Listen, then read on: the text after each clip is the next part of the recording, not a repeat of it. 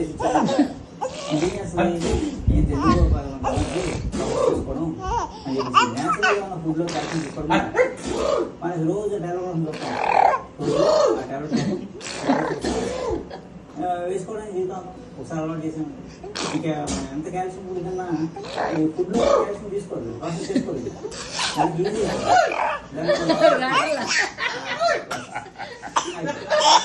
ఇప్పుడు మన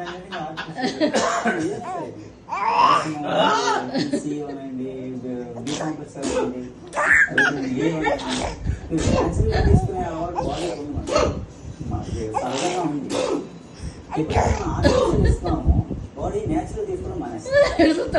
అలా ఏంటంటే ఇంకా పోనీ ఆ క్యాల్షియం